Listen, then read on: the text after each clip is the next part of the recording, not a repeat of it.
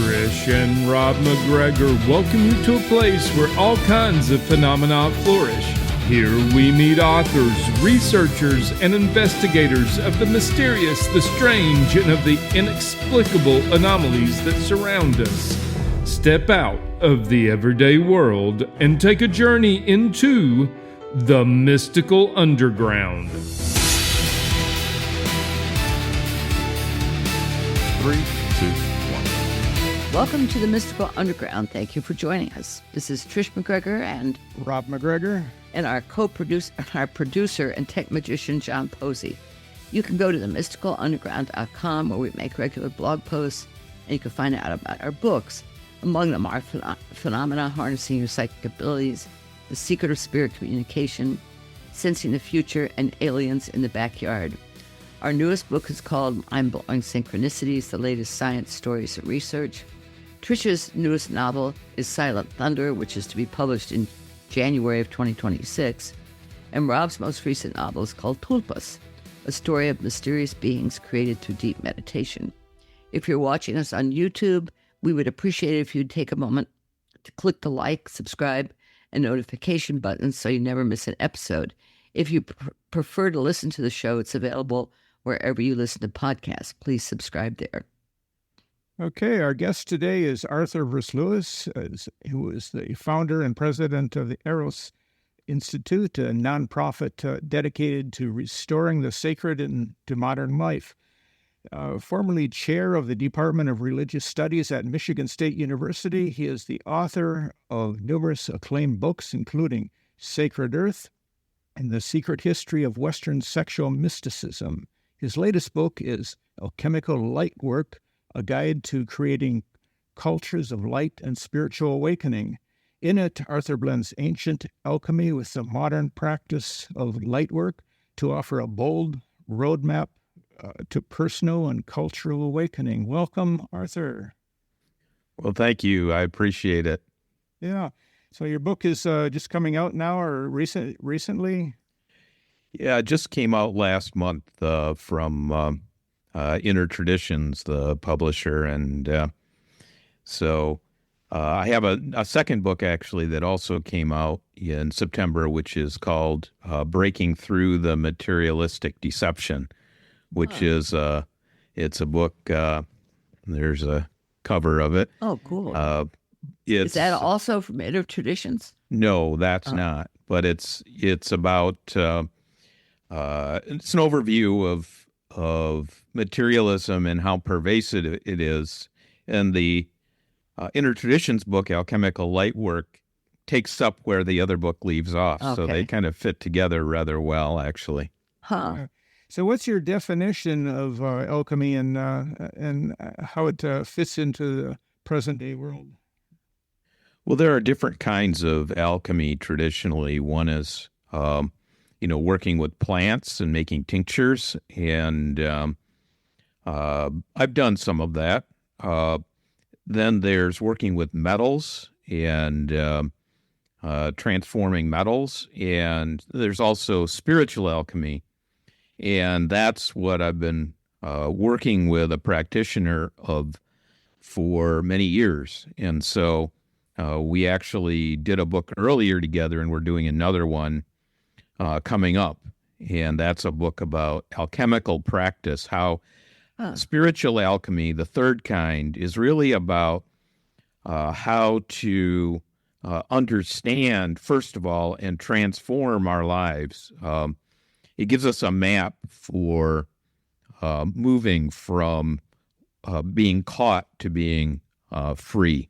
And so alchemy is a practice of transmutation or transformation, moving from the stage of darkness through light to illumination. So that's essentially what alchemy is. I have a question. Early in your book, you mentioned the dark. And the way you describe it, I mean, astrologically, that's Pluto.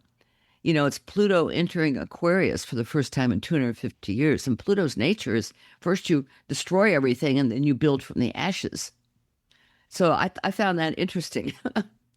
Well, it is interesting. And there is an astrological dimension to alchemy, which you see a little bit in this book.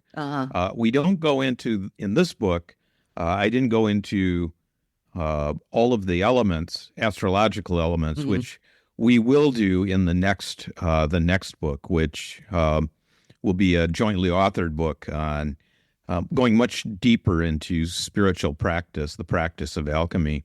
But you're absolutely right. And I you think mentioned Mars, which I thought was perfect. That's true. We are in a transitional period, and a lot of what the book is about, and one of the reasons I wrote it, is not only about our own time, although it is about that, but also looking forward. How do you create a culture that is more balanced and more profound than what we experience typically in the modern world? And that, as you say, there's a stage of breaking down and there's a stage of building up. And we're in the breaking down stage right now. How long does that usually last? Come on, give us a time frame. Yeah, that's a good question. Yeah. So alchemy is also has a link to returning to the natural world, I believe. And we're living in a very high-tech digital world, which is far from the natural world, actually. And how do we recover that, and why is that important? Well, you're absolutely right. In both books, I discuss the fundamental nature of the world that we find ourselves in, the society we find ourselves in, which is very dualistic. Everything in a materialistic society is objectified and separate. We're separate from it.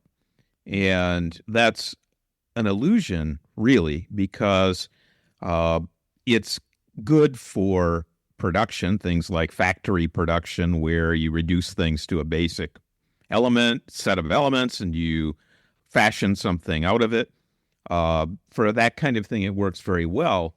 But there's a much more profound way of understanding nature and nature's processes, and that alchemy opens a door into. And so that's what the book is about, is understanding nature and ourselves in a much deeper way.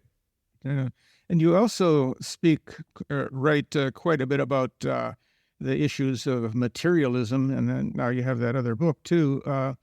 How do you convince people to give up materialism when it's, for a lot of people, it's really just a struggle to meet ends, in the everyday life?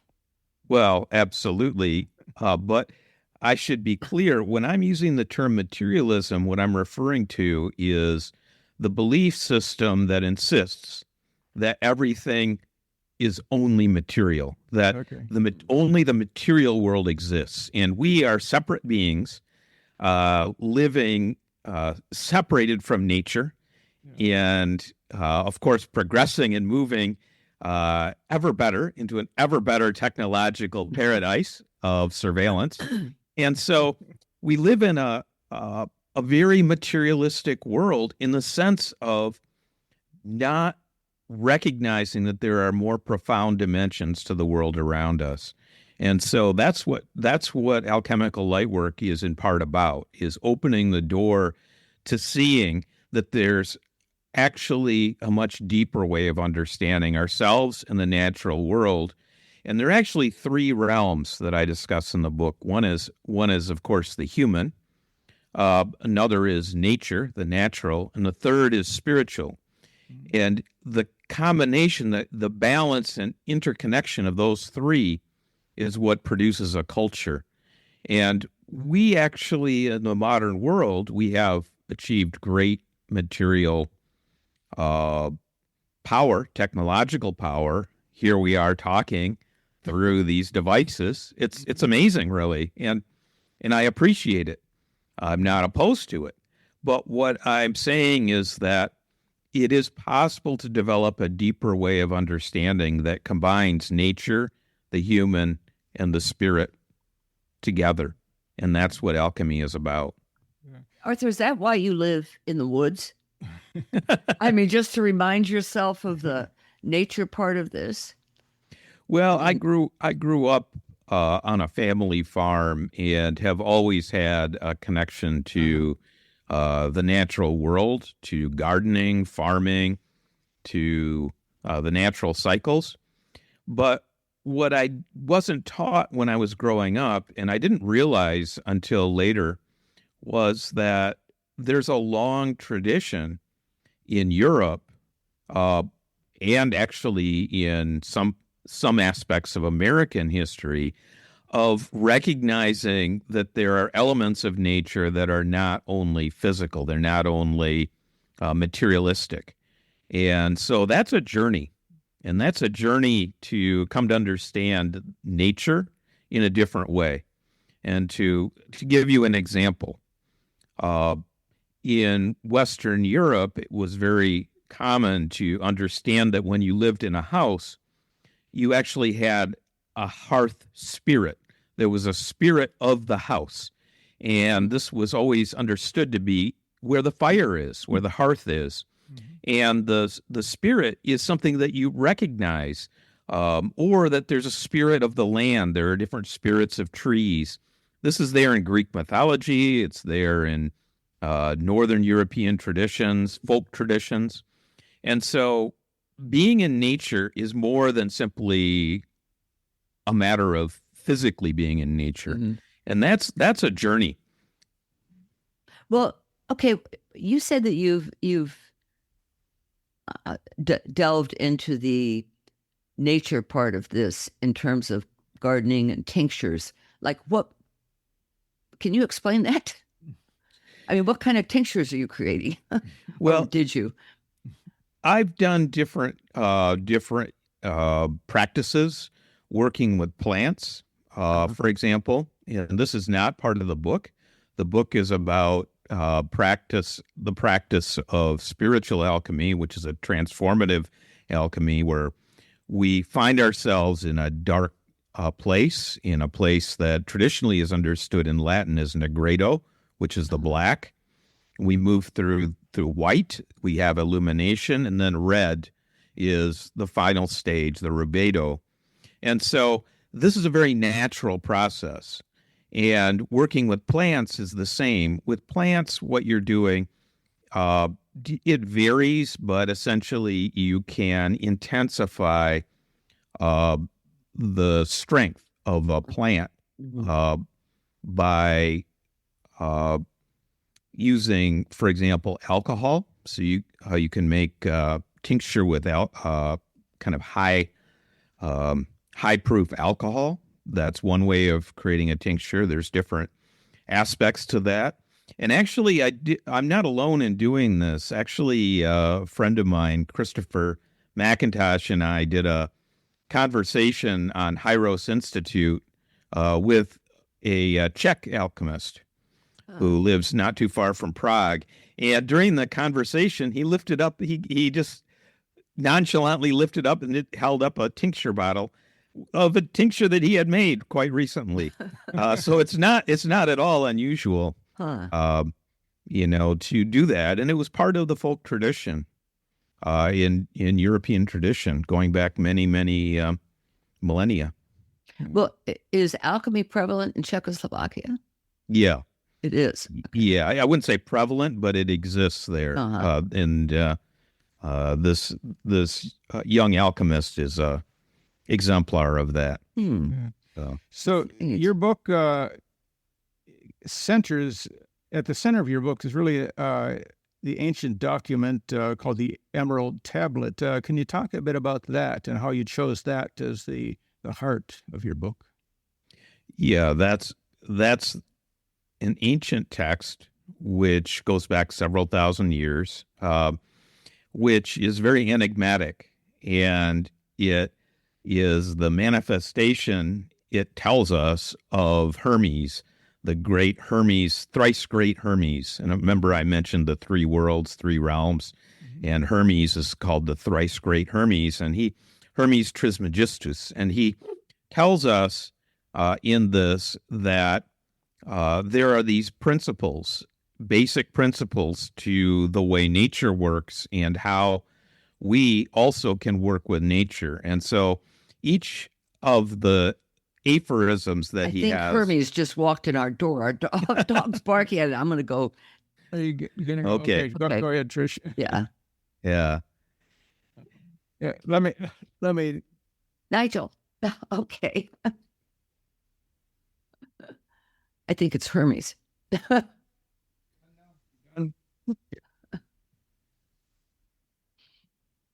Okay, I think It he's was done. Hermes.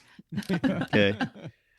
Yeah, Yeah. Well, you should be able to edit this out without any problem. right.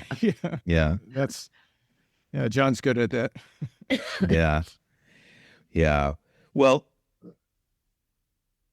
so the Emerald Tablet is set up with short sayings that each saying is a different element of the process of spiritual transformation.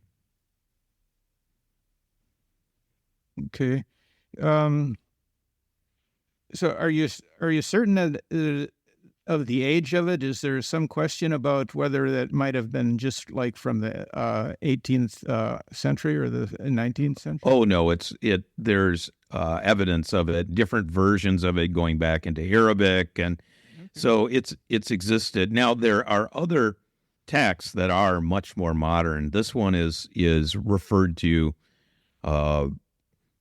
throughout history, and it's referred to in classical alchemical texts during the Great Renaissance, in the early modern period around the Renaissance and after. Mm-hmm. There was a flowering of alchemy in Western Europe, and it recurs.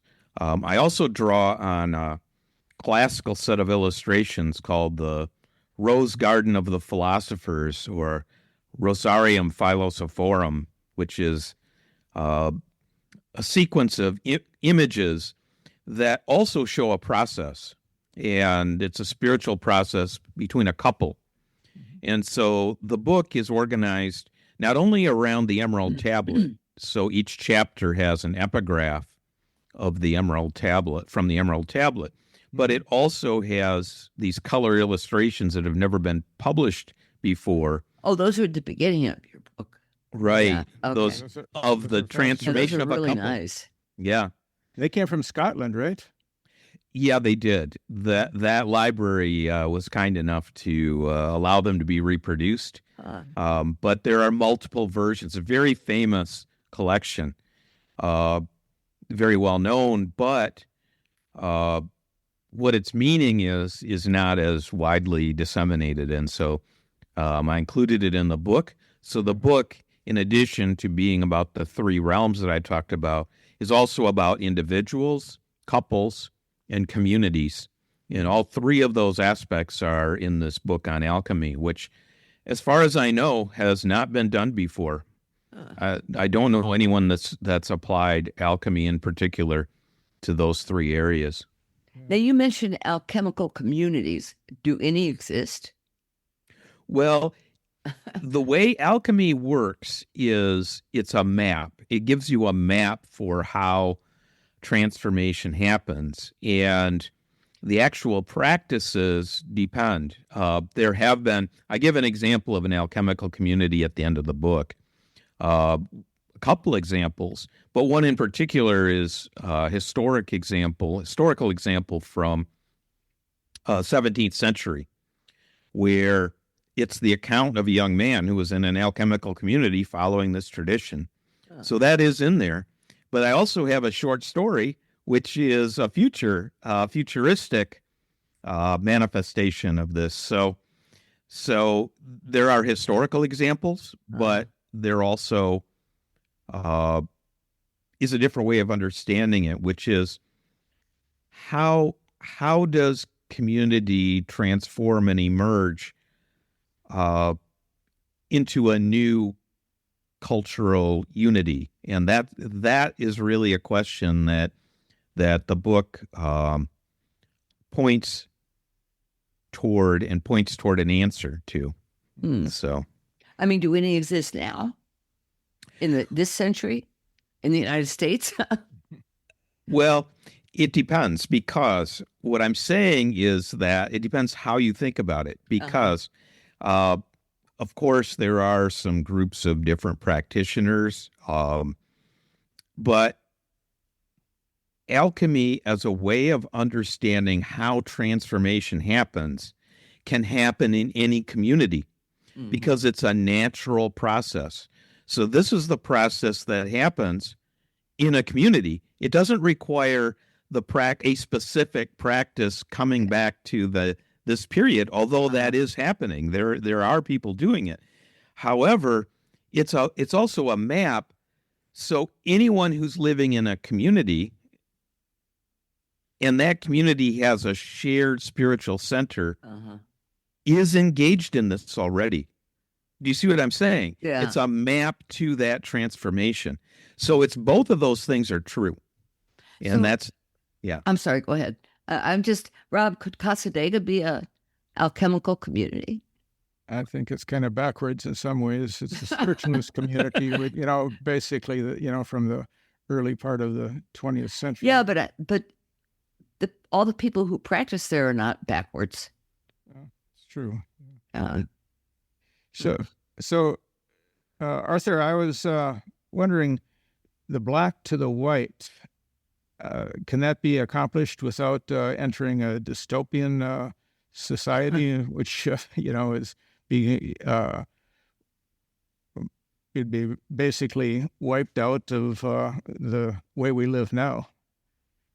Well, the transformation that I'm talking about in the book fundamentally is individual first. And so it's dealing with our shadow side, dealing with the things we inherit, the things we've created for ourselves, the difficulties, and working through that. And so that's the beginning. But it's also a collective thing. There's a collective element to that.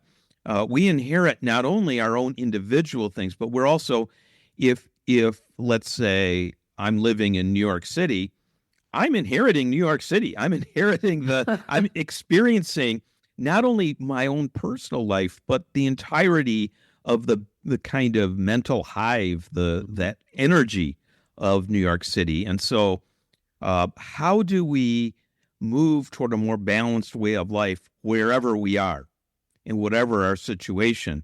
And so the book is about that in part. And that's, first of all, an individual journey, but it also can be a shared journey with a couple. And it ultimately can also be a community journey, could be only a handful of people, but still, that's a community, the beginning, the nucleus, you could say. And so part of what I think your question is about is what kind of time are we living in? And we're living in a period of enormous distraction, and enormous distraction of technology, machinery, social media.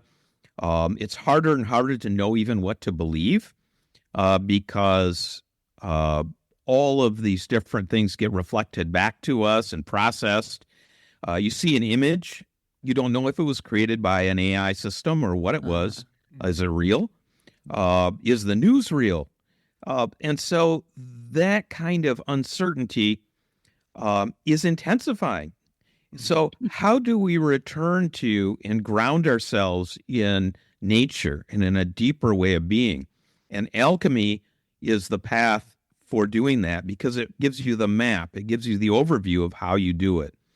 So even if you're living in the heart of New York City, you can certainly go to be in nature. There are places that are natural within even highly intense urban environments. There are natural places anywhere. And the processes that are in the book are natural processes, which mean that they're open to any of us. So that would be my short answer.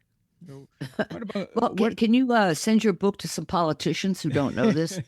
we would immediately be in a better place. What do you think life will be like in 2100?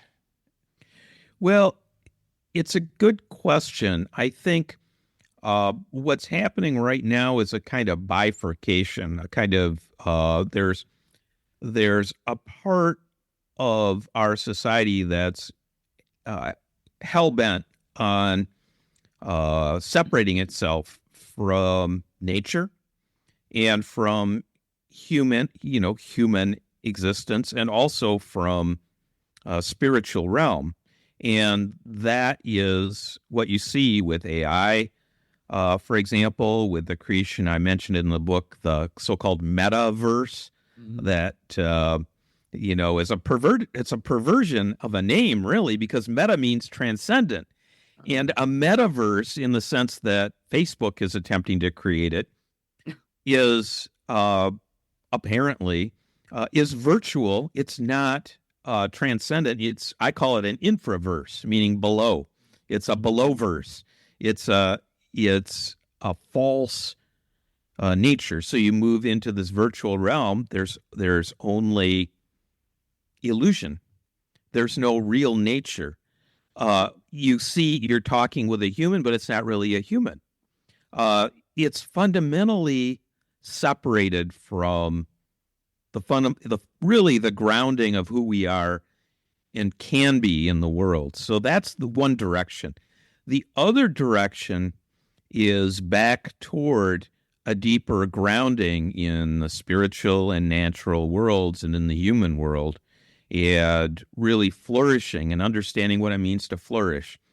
So if you follow these two out, then in 2100, to answer your question, Rob, I think it's very likely that you'll have ultimately a crash of this kind of system. I think the system that we're developing is very fragile, and it's very energy intensive, and therefore it will at some point crack up. And on the other side of that, what is natural and spiritual and profound will return. Yeah, will it happen before 2100? We won't be alive in 2100, so. Well, it can happen tomorrow for us. Yeah. Part of the point of the book is, for us, it can happen right now, anytime. So yeah. Arthur, are you familiar with a book from the early 1990s called Mass Dreams for the Future by Chet Snow and Helen Wambach? Is that familiar? No, I'm not familiar with that. Okay. So they're psychologists or psychiatrists, and they hypnotized several thousand people over several years, and they took them to future lives. And then they wrote this book that analyzes all of those future lives and put them into three categories of what people saw. And some of them came up with lives that were in 2100 to 2200, and others came up with lives much further up, 2200 to 2400. And they were broken down into three different futures. One was an ultra-tech society that exists underground. So a lot of people picked up on that. Another one was a back-to-future nature, kind of a archaic future in a sense. And the third one was people who saw communities living in space on like space stations. So it's kind of parallels what you're saying, although there's three here with the addition of the space alternative. But it's interesting that, that they were able to group them like this, and that so many people, nobody was seeing a future that's just like us we're having now. Well, yeah, it's I saw a conversation with this gentleman whose name I can't recall, who was discussing very much what you're talking about, and he was a collator of people who had visions of the future, and thousands and thousands of people whose visions he had transcribed, and it was along the lines you're talking about. What he was trying to do was sift it down until it was very he could center on a particular interpretation, one alone. But That'd be tough. if you think about the world that we're living in right now, it's entirely possible for people to be living in very different worlds, even though they're in the same one, in the sense that the reality of somebody who primarily plays video games and is vested in a metaverse, an infraverse, is going to be a totally different life experience than somebody who is living in the wilderness, let's say. You can have a completely different life experience right today. And I think that is very probable that will be the case in the future as well. So all three of these might very well exist. A lot of the people who we interview tend to be the mystical type of personality, and they often say about the future is that things will develop where this dualism, this conflict we have in the world now, will move beyond, and will be living like those people that are on the other side will kind of vanish from our lives. They'll live on like a separate realities in a sense. But share the same earth. Yeah, it's like Earth and Earth One. I think we already have that, but we're still in conflict though. Earth 1 and Earth 2. Yeah, right. Do you see anything like that possibly happening? I mean, that's really on the mystical side.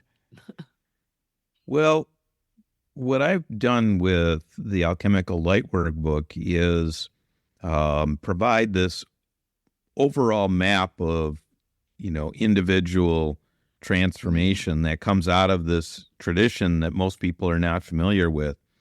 And it points toward, and I've applied it in the book to, a future that, for those who engage in it, and what I suggest in the book, actually, there's a short story at the end that I put in.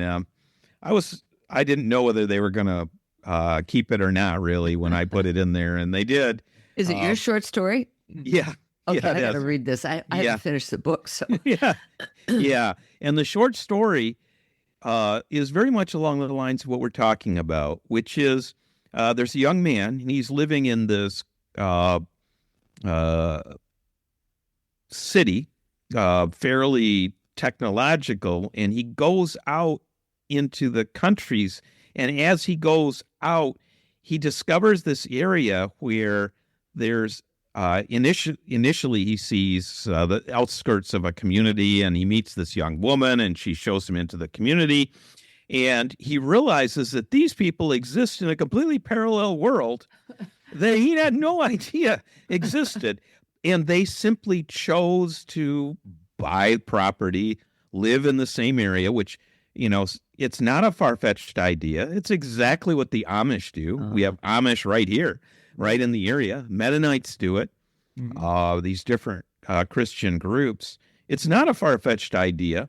It's entirely possible to create a parallel society, and that's effectively what he suddenly discovers is there, and he had no idea. It was right outside town. It was he just lived in this bubble world, Right.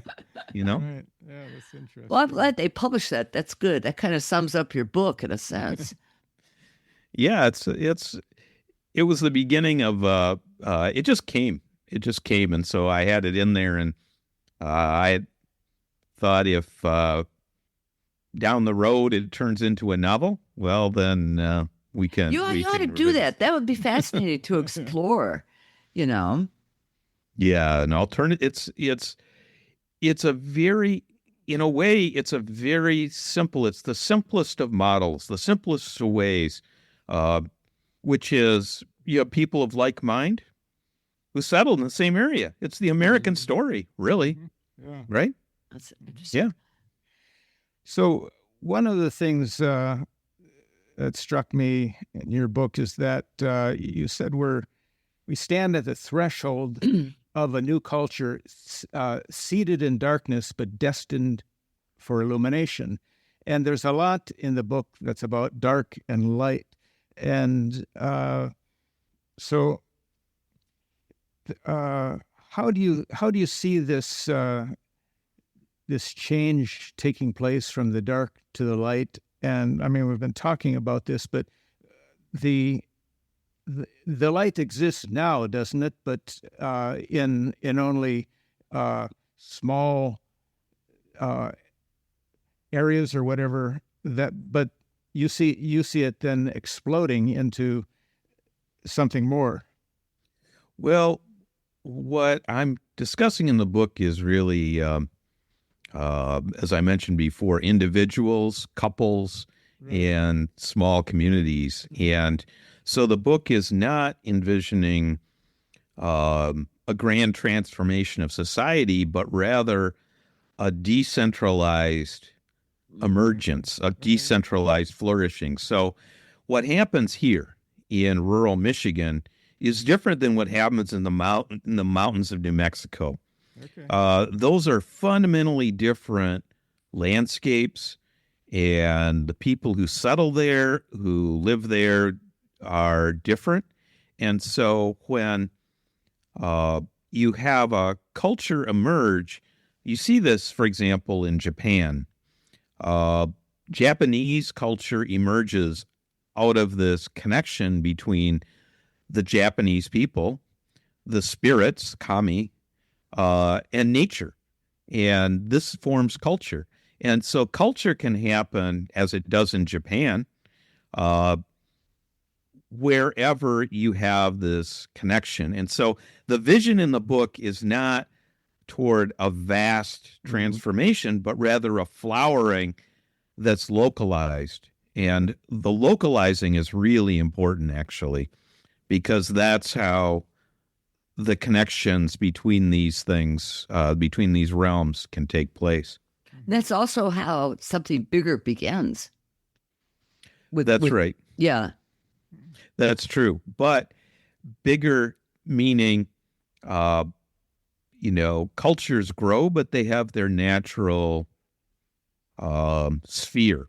Mm-hmm. So culture emerges in a place with a particular people and a particular spiritual set of connections. And those things are mysterious. They happen alchemically. And so the vision in the book is actually very different than, a New Age vision where the idea is that transformation happens outside us. It happens from a top-down model and so on. This is a way of understanding that is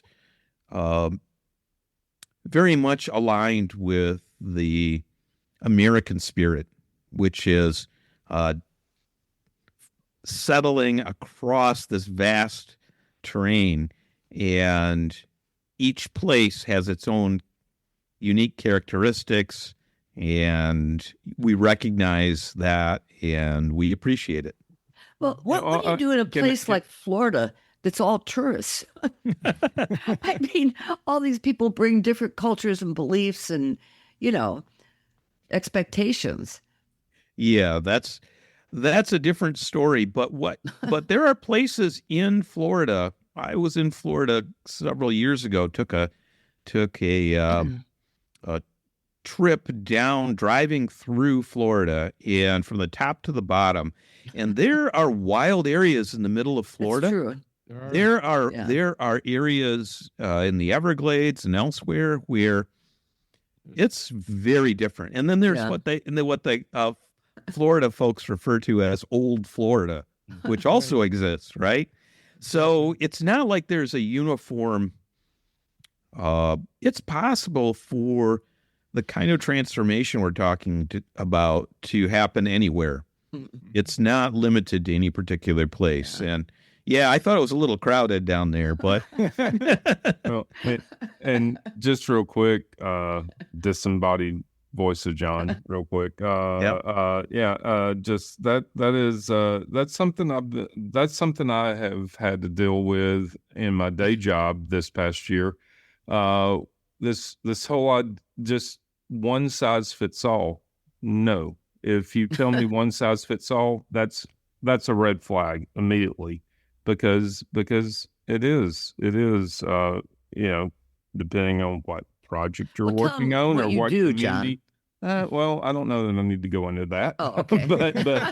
but yeah, it's just this whole idea that one size fits all doesn't work, and yeah, it's we have to come to this as individuals or communities or whatever. Everything that I think has been talked about today, that is or tonight, that's exactly the point. Is it's not it has to come from the ground up, not from the top down. Mm-hmm.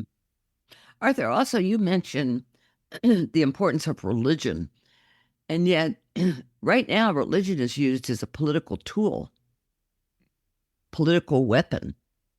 Well, there are different aspects of that, but in the book, Alchemical Lightwork, and in the other books that I've done with this friend of mine, actually,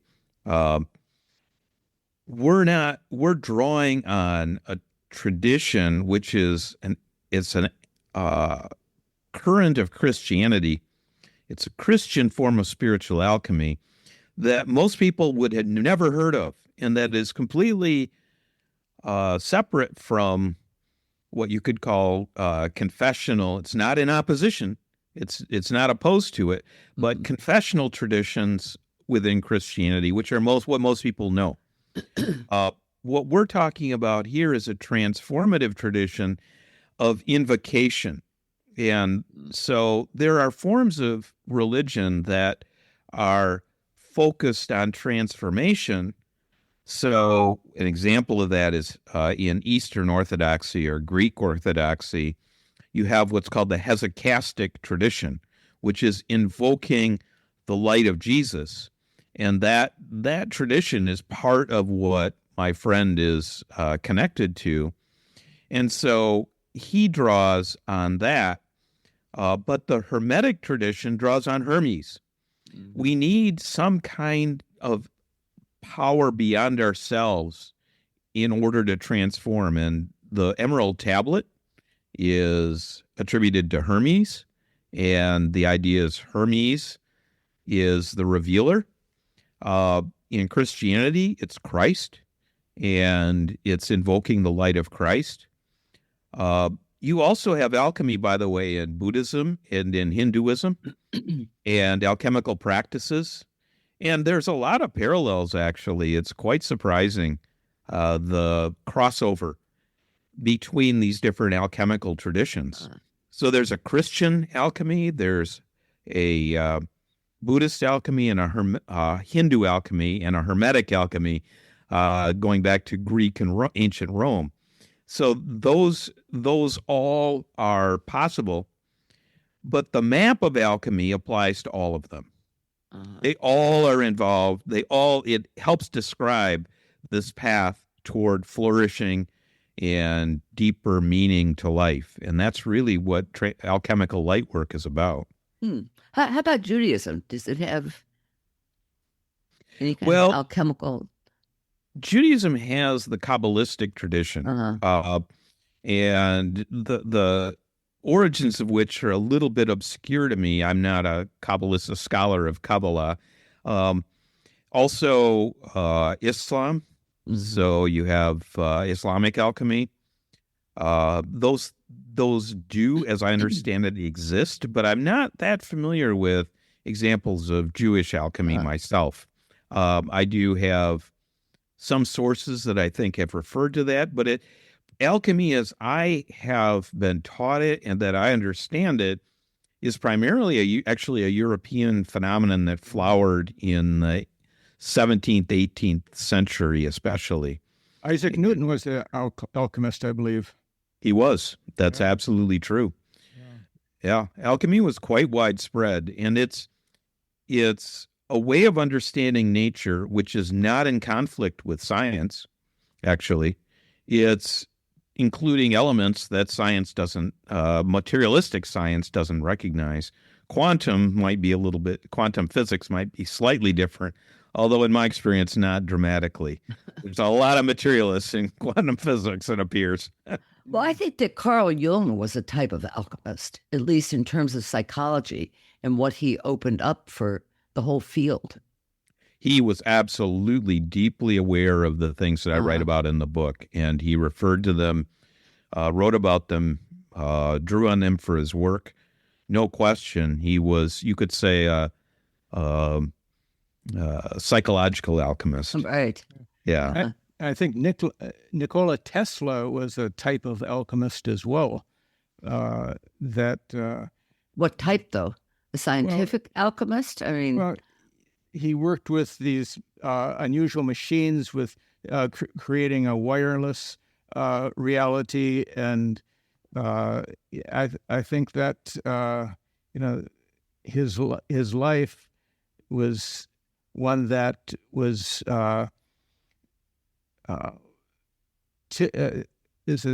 explored a type of alchemy that wouldn't be what we would normally consider as alchemy, but I think that gave us the internet, Rob.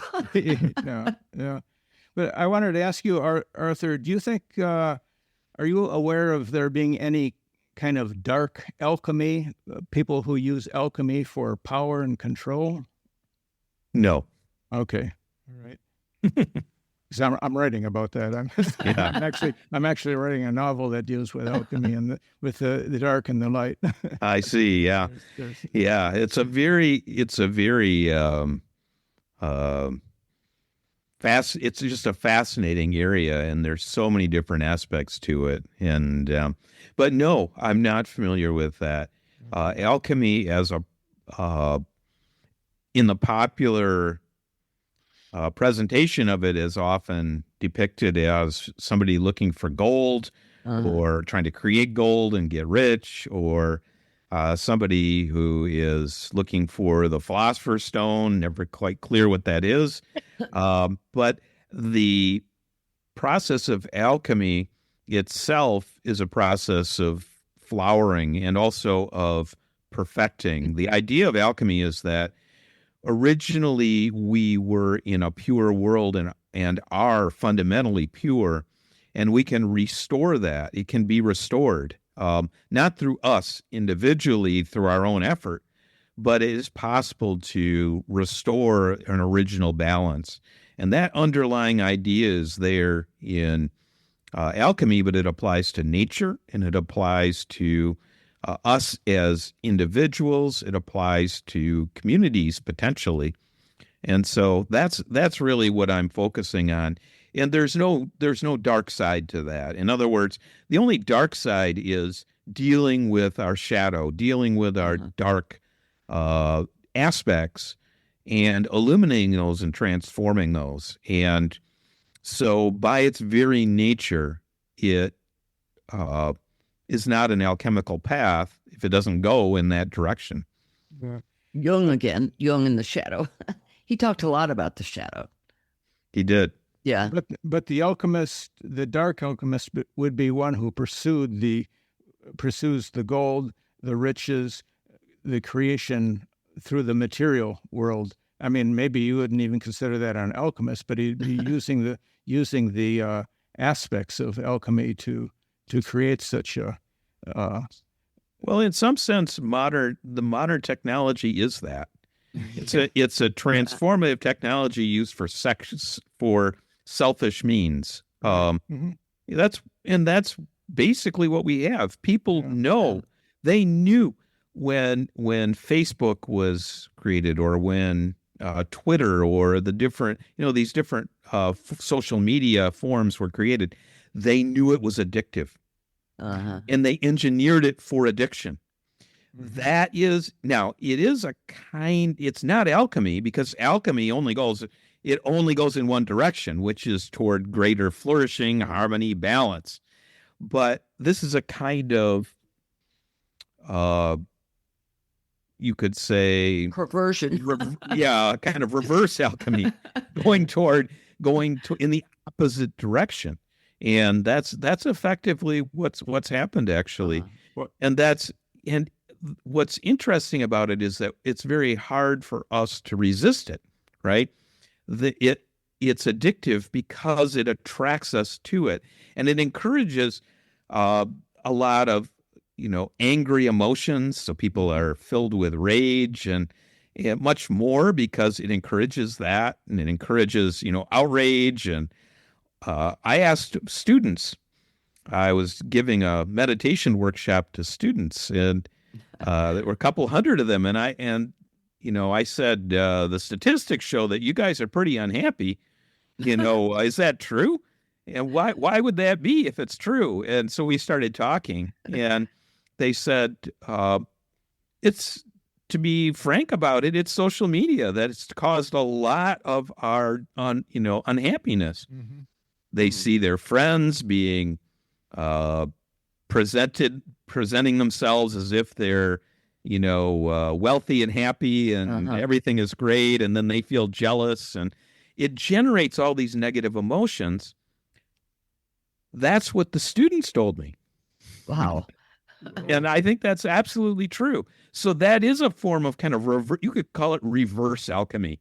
It's alchemy going in the wrong direction. Well, but what about Google, which for the most part is not a huge social component, but we're dumping a lot of ourselves into just data collection as far as, what am I searching? We are contributing to the algorithm in that within the Google system, we're giving ourselves to that. Because anytime we search for something, they're collecting that data, and so then we're going to get an ad or whatever. I think that not if you use Brave. Well, fair enough. But most people don't realize that. Yeah, but it is a business model. It is, and kind of is some kind of alchemy, because they're collecting your thoughts and then monetizing that somehow. Yeah. Well, but you know what, John? What did we do before Google? You went off to the library to look for a book. You know what?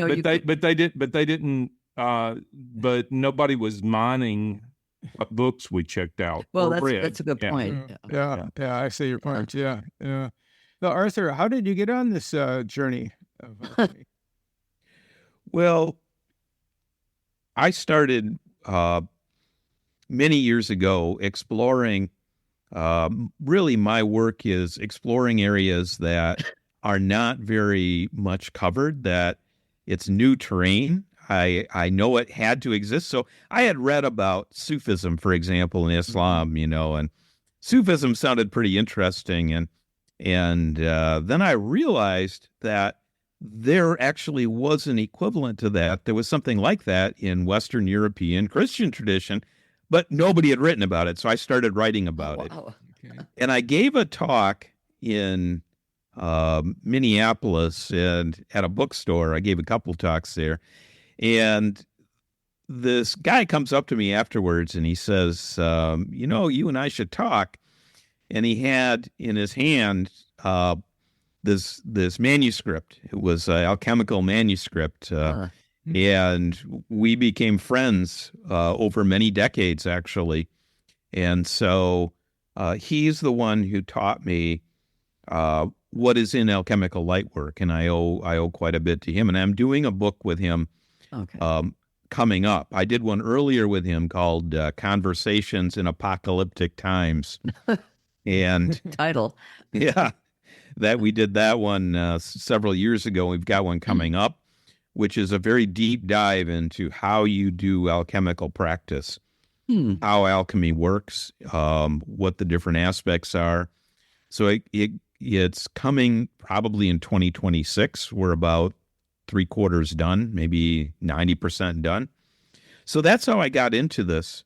It was through him, but also my own incorrigible spirit of exploration.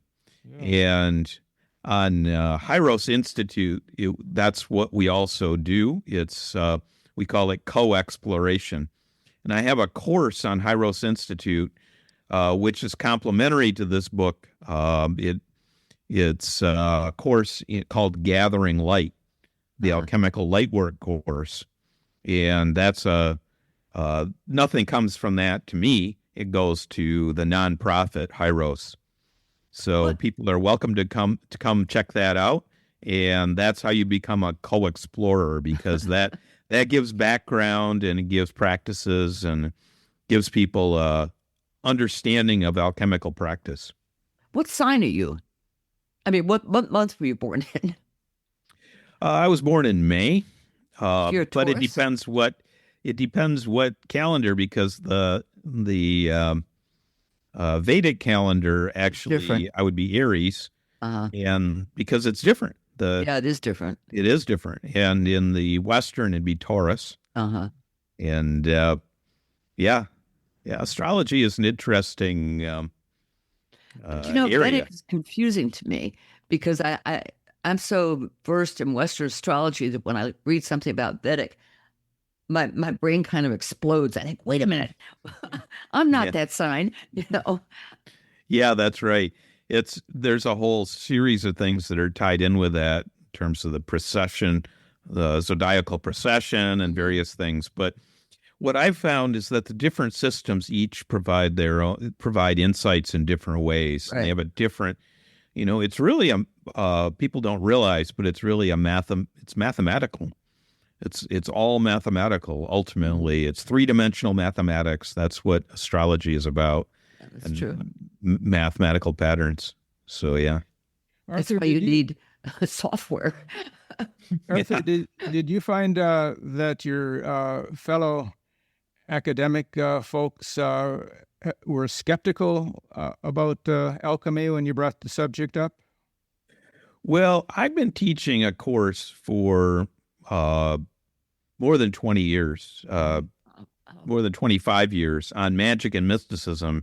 And when I first taught it, it was the first course, as far as I know, in the country that was on magic and mysticism, and in a public university. And it's historically organized. It's pretty hard to argue with the course because it's introducing things that are very real, and you can prove it. And it has a textbook which is historically organized. So, no, I haven't really encountered that. I have two kinds of books. I have books that are hardcore academic. So my last academic book, American Gnosis, had about 1,000 footnotes or endnotes. This one, Alchemical Lightwork, doesn't have any. And For the popular mind. yeah, well, it doesn't require them. It does have some references here and there, but suggested reading. But it's an introduction to alchemy from a practical level. And I'm not, presenting it as an academic book. It's a book for what are the benefits of alchemy? How do we understand it? What is its meaning for us? And what can we draw from it that's useful for the future? Because we need a better blueprint than what we got right now. That's for sure. So were the editors at Destiny Books okay with you not using any footnoting? Yeah, they were fine with that. Okay. Yeah. That's a good publisher. They publish great books. Right. Yeah, they do.